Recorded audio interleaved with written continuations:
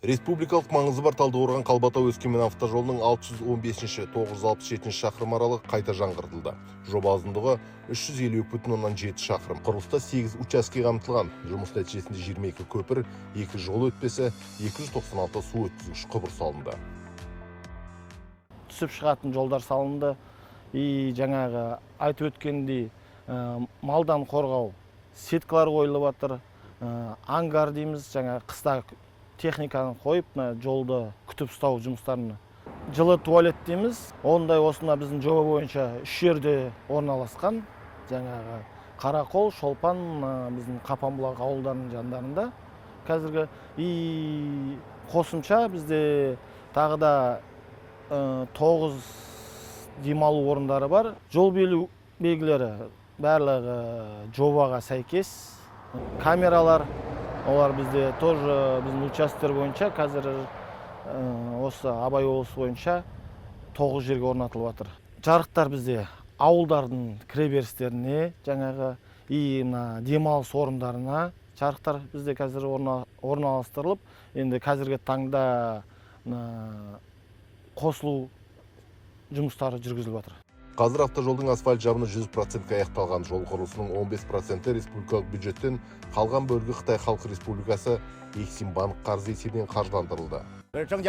Жолға қажет полимерлік қоспалар Германиядан әкелінді. Климаттық жағдайға байланысты Абай облысы төңірегінде сәйкес полимерлер қолданылды. Қазір жұмыстың 2% ғана қалды. Жақында аяқтаймыз. Жұмыс аяқталған соң 2 жылдық кепілдік мерзімі бар. Сол аралықта қандай да бір ақаулар шығып жатса, City Construction өз мойнына алып қалыпқа келтіреді.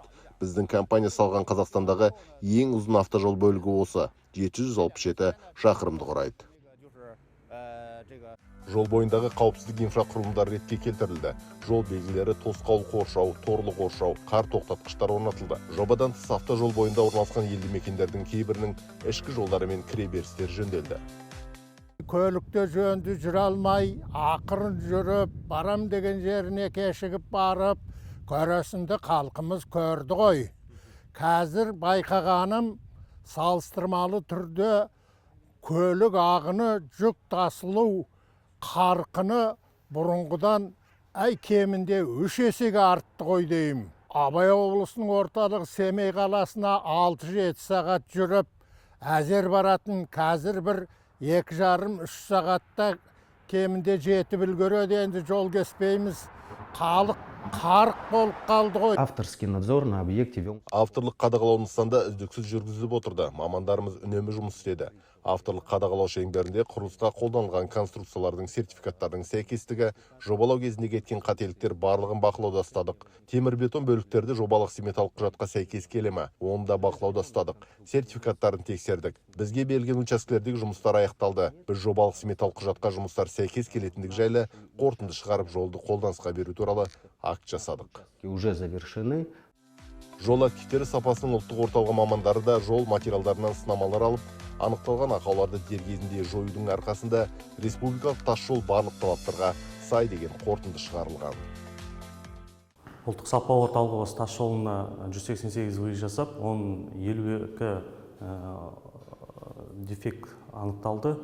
Оны осы жол салынған кезінде ол сынама дефекттар өзгертілді, қалпына келтірді тасжолы.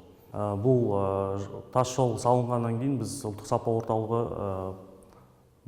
әрқашанда сапасын тексеру үшін асфальт болсын, қиыршық тас болсын, әрдайым тексеріп отырамыз.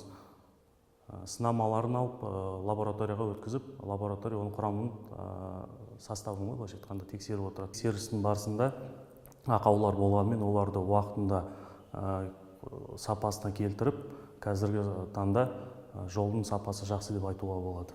Қазір нөмір 8 және нөмір 9 учаскелерде абаттандыру жұмыстары жүргізіліп жатыр. Республикалық маңыздағы Талдықорған Қалбатау Өскемен автожолы ретке келіп, көлік ағыны бірнеше есеге артқан.